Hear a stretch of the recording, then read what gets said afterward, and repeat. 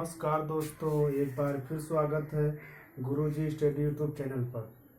दोस्तों, हम पढ़ रहे थे नंबर सिस्टम में आज पढ़ेंगे गुणनखंड की संख्या ज्ञात करना। तो गुणनखंड की संख्या कैसे ज्ञात की जाती है, गुणनखंड कहते किसे हैं। तो जैसे कि गुणनखंड कहते किसे हैं कि मैंने जो कोई संख्या दे रखी है, जैसे मान 240 दे रखी है, तो 240 को कौन कौन सी संख्या पूर्ण रूप से विभाज्य कर देती है, वही उसकी गुण संख्या हो जाती है। जैसे मान लीजिए 240 से मान लीजिए कि कोई छोटा नंबर ले, तो मान लीजिए 60 है, तो कोई कहे कि गुणनखंड किसे कहते हैं, तो 60 को जो जो संख्या विभाजित करेंगे वही उसका गुणनखंड हो जाएगा। तो 60 को कौन करेगा, 1 करेगा, फिर 2 भी कर देगा, 3 कर देगा, 4 भी कर देगा, 5 भी करेगा, 5 करेगा, 6 भी करेगा, और कौन करेगा, 7 नहीं करेगा, 8 नहीं करेगा, 9 नहीं करेगा, 10 करेगा, 11 नहीं करेगा, 12 करेगा, 12, 13 नहीं करेगा, 14 भी नहीं करेगा, 15 करेगा, 15 करेगा, 16 नहीं, 17 नहीं,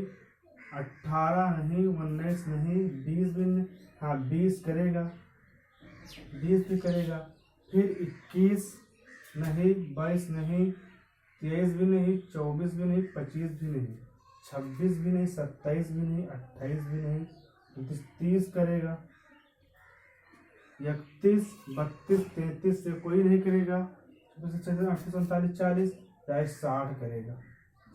तो अब देखिए कह रहा है कि 60 के गुणनखंड यानी 60 को कौन कौन सी संख्या विभाजित करती हैं, तो ये इतनी संख्याएं हैं, यानी किसके गुणनखंड कितने होंगे, 1 2 3 4 5 6 7 8 9 10 11 12, यानी संख्या कितनी हुई, 12। अब इसको हम, जैसे छोटा नंबर था तो हमने पकड़ लिया कि जैसे मान लीजिए छोटा नंबर था तो इसको हमने पकड़ लिया किससे किससे विभाजित होगा। लेकिन अगर यही 360 दे दिया जाए तो शायद हमको इसको करने में बहुत लेंदी हो जाएगा, शायद इसको हम कर भी ना पाए कि कैसे 360 है तो कितना सोचेंगे कि किससे किससे कटेगा। इससे छोटा नंबर था तो इसको हमने जहाँ तक पकड़ लिया कि इससे कटेगा, लेकिन अगर बड़ा नंबर दे देगा तब तो हम पकड़ नहीं पाएंगे। तो इसको हम कैसे करेंगे, तो अब देखते हैं, आते हैं कि कैसे क्या किया जाएगा, देखते हैं।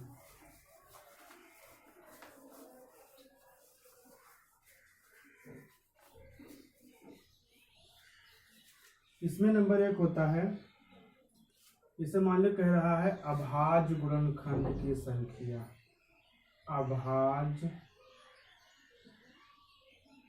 गुणनखंड की संख्या बताओ। देखिए गुणनखंड, अभाज्य गुणनखंड हमने इसलिए बताया अभाज्य गुणनखंड क्योंकि अभाज्य गुणनखंड का नेम कुछ और है और गुणनखंड की जब बात करेगा तो कुछ और। देखिए इसे कह मान लो कह रहा है 360, कह रहा है 360, अब कह रहा है 360 में अभाज्य गुणनखंड की संख्या बताइए। 360 में अभाज्य गुणनखंड की संख्या, तो हमने क्या बताया कि अगर ऐसे आप सोचेंगे कि 360 है, अब 360 किससे किससे कटेगा, तो शायद हम सोच ना पाए क्योंकि इम्पॉसिबल है। कुछ हद तक तो सोच लेंगे फिर, लेकिन उसके आगे नहीं सोच पाएंगे। क्या करेंगे, मान लीजिए खुद हद तक, यानी 1 2 3 तक सोच ले जाएंगे, 4 तक सोच, 5 तक, लेकिन पूरा नहीं सोच पाएंगे क्योंकि इम्पॉसिबल है सोचना। तो देखते क्या करते हैं, पहले आप क्या करें, 360 का आप गुणनखंड निकाल लीजिए। तो 2 यानी 2 कम 1 2 16 180, फिर करिए 2 9 18, फिर 2 45, 3 से करिए 15 या 45, 3 से 5 1 कम 1, अभी हो गया। अब देखिए 360 बराबर क्या हो गया, गिन लीजिए, 2 गुणे 2 गुणे 2 गुणे 3 गुणे 3 गुणे 5, यही तो हुआ। 2 गुणे 2 गुणे 3 गुणे 5। अब क्या करेंगे आप, अब आप करेंगे 2 घाते 2 कितनी बार, 3 बार, 2 घाते 3 कितनी बार है, 2 बार, 3 घाते 2 गुणे 5, यानी 5 पे मान लीजिए 1 घात है। तो अब कह रहा है कि गुणनखंड की संख्या, अभाज्य गुणनखंड की संख्या। तो अभाज्य गुणनखंड की संख्या, अभाज्य गुणनखंड की संख्या।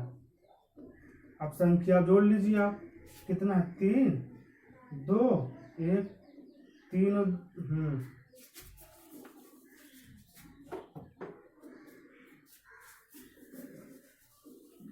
तो देखिए अभाज्य गुणनखंड की संख्या, तो अभाज्य गुणनखंड की संख्या कितना हो गया 3 2 प्लस 1 यानी 3 2 5 1 6। यही इसका आंसर हो गया। क्या हो गया? यही इसका आंसर हो गया। जैसे मान लीजिए अब 300 यानी कि 1 2 कितने बार है 3 बार, 2 घात 3 3 कितने बार है 2 बार, गुणे 5 यानी पूरा जितना जितना घात है सबको आप टोटल कर लेंगे, यही आपका आंसर हो जाएगा। क्या हो जाएगा? आंसर हो जाएगा। एक बार आप इसका आंसर ले लीजिए जल्दी से।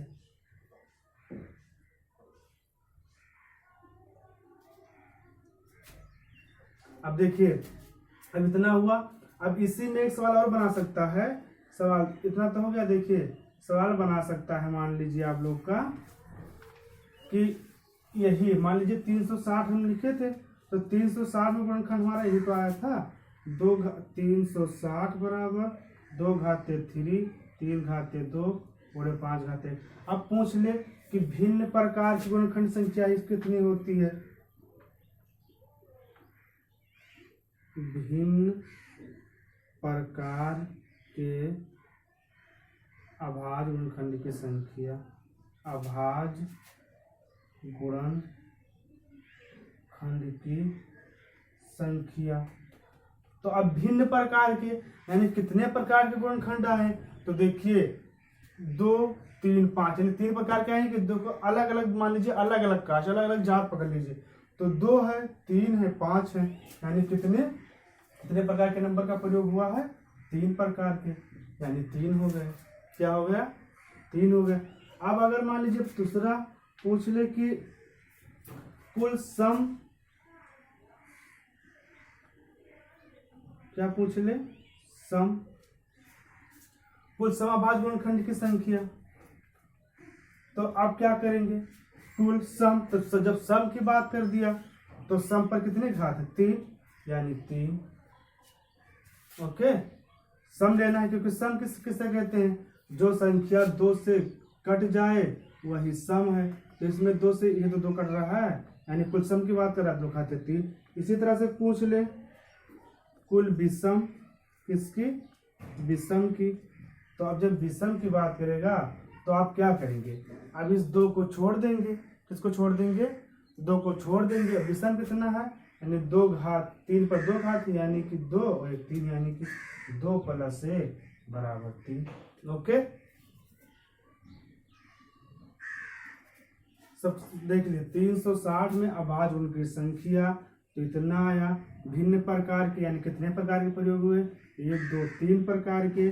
कुल सम, सम यही 2 से कट जाए, और फिर अगर विषम इस 2 को छोड़ दे, जितना बचे उतना घात वही उसका विषम हो गया। ओके, ठीक है, चलते हैं नेक्स्ट सवाल पे।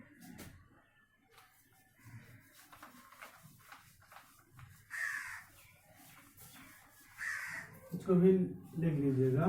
देखिए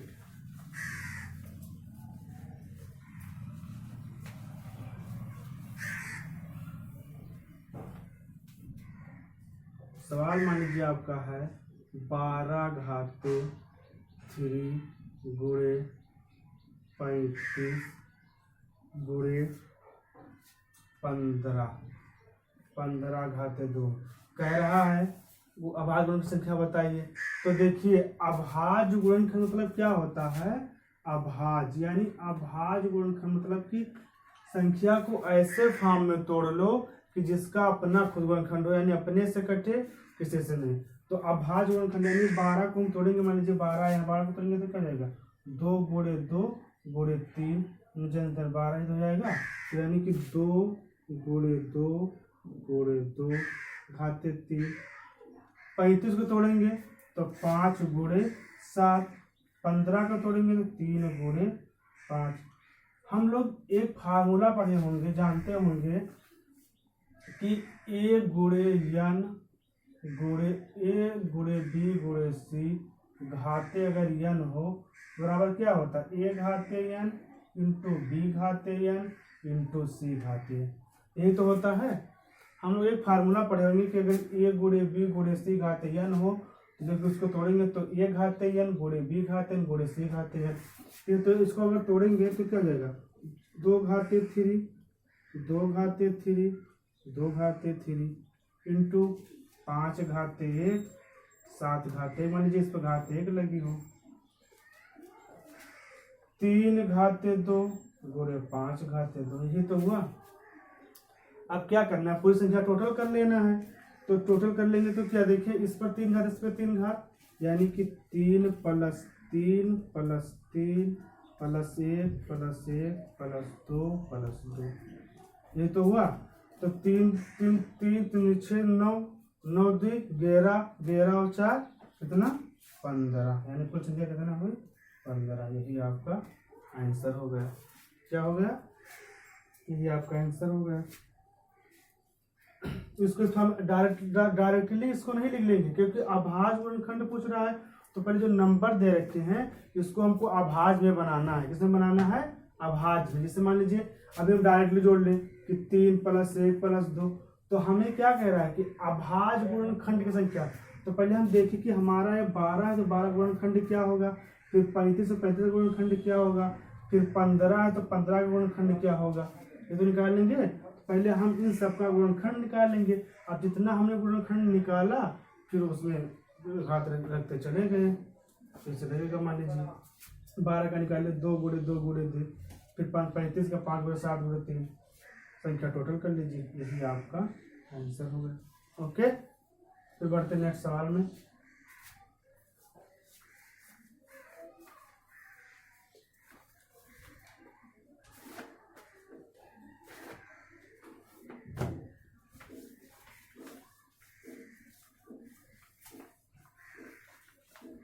अब जो भी बताए थे कि इसमें भी मान लीजिए, इसमें भी पूछ सकता है आपको कि भिन्न प्रकार के बताइए, क्या भिन्न प्रकार के सम बताइए, विषम बताइए। इसमें भी आपको यही सवाल कर सकता था। क्या कर सकता था, ये सवाल कर सकता था कि भिन्न प्रकार के बताइए, सम प्रकार के बताइए, विषम प्रकार के बताइए। तो आपका यही तो था, 12 घाते 3 गुणे 35 गुणे 15 घाते 2। आप तोड़े थे तो 2 गुणे 2 गुणे 2 3 3 3 7 गुणे 5 गुणे 5 गुणे 3 2 2 करना था। तो भिन्न प्रकार के यानी कितने प्रकार के टर्म यूज हुए, तो 1 2 3 4 यानी भिन्न प्रकार के यानी 4। फिर कह रहा है सम बताइए, तो सम आपका कितना है, सम आपका इस पर है तो 3 6 3 9, सॉरी 3 6 12, यहाँ 3 रहेगा, यहाँ 3 यानी कि यहाँ 3 था। क्या था, 3 था, तो इस पर भी लगेगा घात 3। तो देखिए जो सम पूछ रहा था तो सम आपका क्या है, 2 गुणे 3 गुणे 2 गुणे 3, यही तो है। तो 3 3 6 यानी 6 जोड़ लेंगे। अब विषम की बात कर रहा है तो विषम तो आपके जितने बचे सब विषम है, सम को छोड़ दिया जाए तो इस पर भी 3 यानी 3, 7 पर मान लीजिए 1, 5 पर 1, फिर 5 पर 2, फिर 3 पर 2 जोड़ लीजिए, फिर 5 पर 2, तो 3 1 4 4 1 5 5 4 9 और 9 2 11। ओके, इस प्रकार भिन्न प्रकार के, सम प्रकार के, विषम प्रकार के होंगे। ओके, ठीक है, बढ़ते हैं नेक्स्ट सवाल में।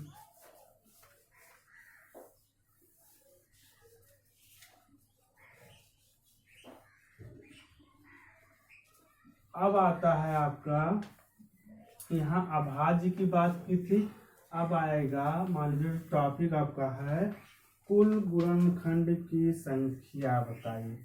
अभी पूछ रहा था आपके अभाज्य गुणनखंड पूछ रहा था, लेकिन अब पूछ रहा है कुल गुणनखंड की संख्या बताइए।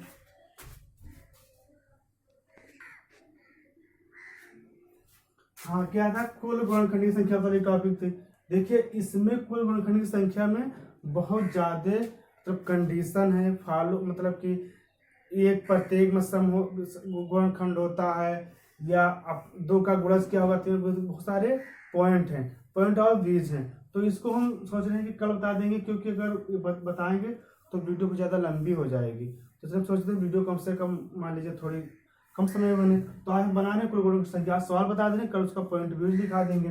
तो सवाल मान लीजिए पहला सवाल दे रखा है हमें 120 के कुल क्या कुल गुणनखंड की संख्या बताइए, ये तो कह रहा है। अब आप क्या करेंगे, आप मान लीजिए 120 से कुल गुणनखंड, तो 120 का आप निकाल लीजिए, यहाँ निकालिए 120 निकालें, 60 30 15 3 5 15 5 1 यही तो हुआ। यानी कुल मिलाकर 120 को हम लिख सकते हैं 2 गुणे 2 गुणे 2 गुणे 3 गुणे 5, यानी 2 घाते 3 गुणे 3 गुणे 5, ये तो लिख सकते हैं हम। अब ये हो गए। अब कह रहा है कुल गुणनखंड की संख्या बताइए, किसकी। देखिए अभी हम लोग जब अभाज्य गुणनखंड की बात कर रहे थे तो सीधे सीधे घात जोड़ देते थे, क्या करते थे, जैसे मान लीजिए 2 घाते 3 गुणे 3 घाते 2 गुणे 5 घाते 1। अगर हम अभाज्य गुणनखंड की बात करते थे सीधे जोड़ देते थे कि 3 + 2 + 1, यानी 3 2 5 1 6।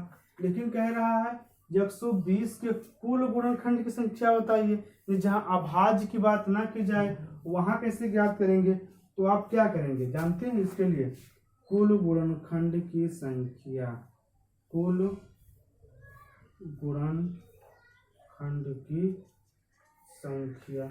अब इसके लिए क्या करेंगे देखते हैं।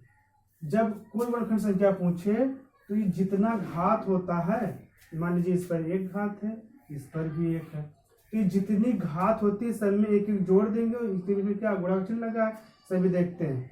घात इसका 3 है, यानी 3 में 1 जोड़ेंगे, गुणे 3 में घात कितने 1, यानी 1 में 1 जोड़ेंगे, फिर गुणे 5 में घात कितने 1, यानी 1 + 1 जोड़ेंगे।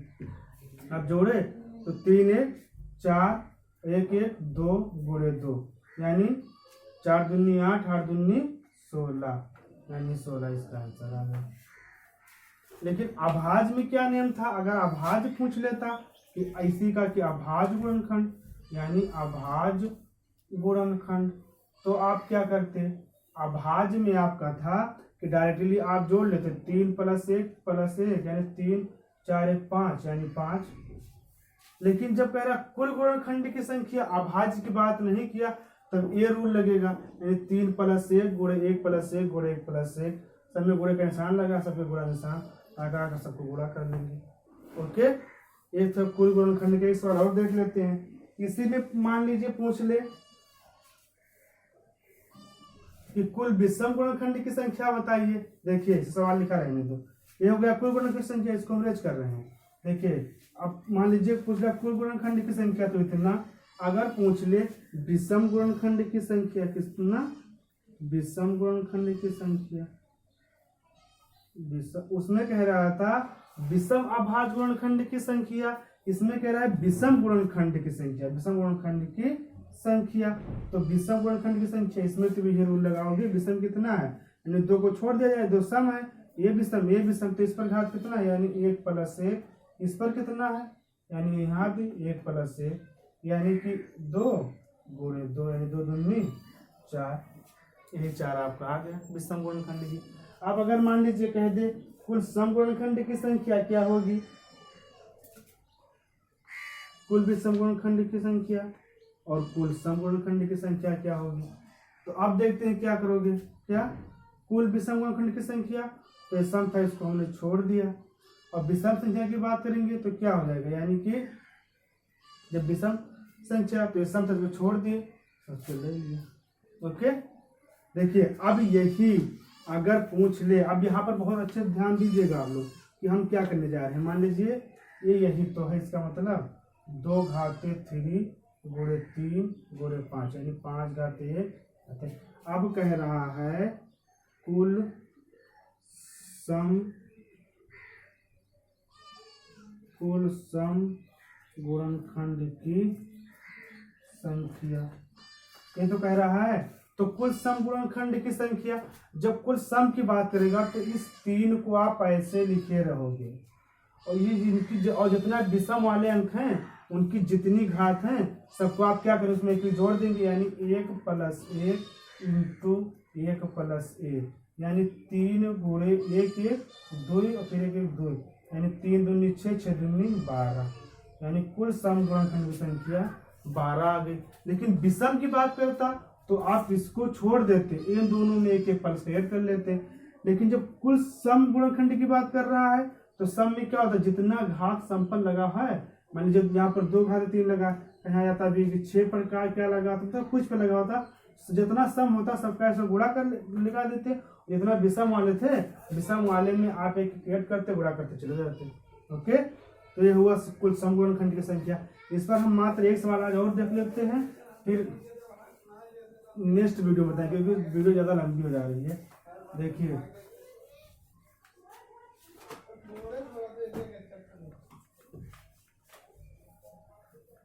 मान लीजिए सवाल ले लें, एक सवाल 128।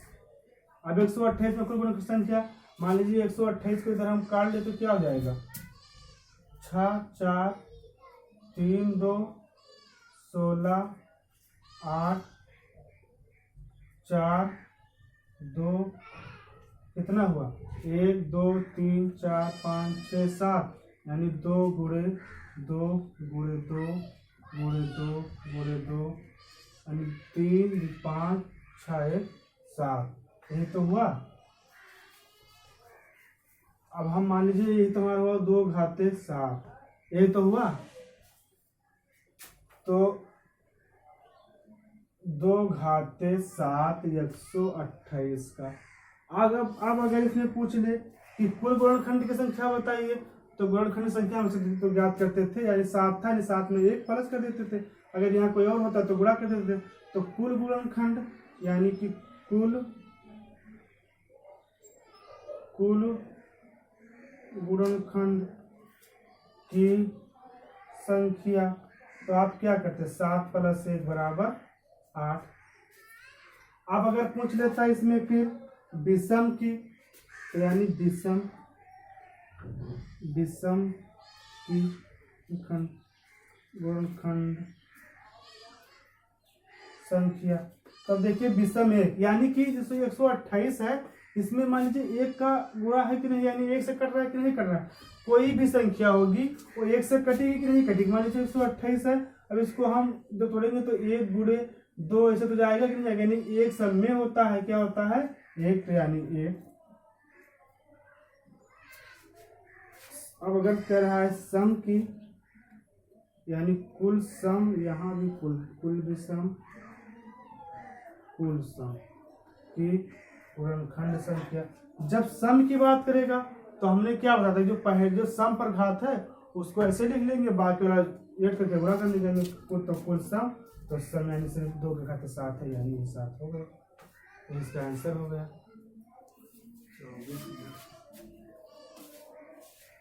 एक और देख लेते हैं, बस रह लेते हैं देख जल्दी थोड़ा। देखिए फिर सवाल है, कह रहा है 135 का गुणनखंड आप कर लीजिए। तो यानी कि 135 का करिए तो कितने जाएगा 3 से जाएगा, तो 3 चौक 12 3 5 15 फिर 3 15 यानी 3 5 यानी 5 1 यानी कि आपका हुआ 3 गुणे 3 गुणे 3 गुणे 5 यानी 3 घात 4 गुणे 5 यही तो हुआ। यानी 5 मान लीजिए। अगर मान लीजिए कुल पूछे कुल गुणनखंड की संख्या तो आप इस तरह से करिए, यानी 4 + 1 गुणे 1 + 1 यानी 4 1 5 और गुणे 1 1 2 यानी 5 दूनी 10। सॉरी यहाँ 3 घाती, कितनी घाती है? 3। यहाँ पर घात जो आपका है 3 घाते 3 गुणे 5 है, यानी 3 + 1 और इंटू 1 + 1, मान लीजिए इस पर 1 है, तो 3 1 4 गुणे 2 यानी कितना हो गया? 8 हो गया कुल गुणनखंड की संख्या। अगर विषम की बात करें, किसकी बात करें? विषम की बात करें, तो विषम की बात करेगा तो ये सब विषम ही तो हैं, यानी ये भी विषम, ये भी विषम, उसका भी वही फार्मूला 3 + 1 इंटू 1 + 1, यानी 3 1 4 और 2 यानी 4 दूनी 8। अगर सम की बात करेगा, यानी सम की संख्या, तो सम इसमें कोई है नहीं, यानी 0 या 0, यानी कुल विषम और कुल सम। तो विषम की बात करेगा तो विषम तो इसमें आप दोनों अंक हैं ही, तो यानी उसका वही फार्मूला लगा के ऐड कर लेंगे। और अगर सम की बात करेगा तो सम कोई है नहीं, यानी उसका 0। तो आज यही तक, फिर मिलते हैं नेक्स्ट वीडियो में। आप लोग हमारा गुरुजी स्टडी टेलीग्राम चैनल है, उसको ज्वाइन कर लीजिए, उस पर ढेर सारी PDF और जो मैथ पढ़ा रहा हूँ उसको प्रेस्टेशन भी डालूंगा। ठीक है, तो आज यही तक, फिर मिलते हैं नेक्स्ट वीडियो में। जय हिंद।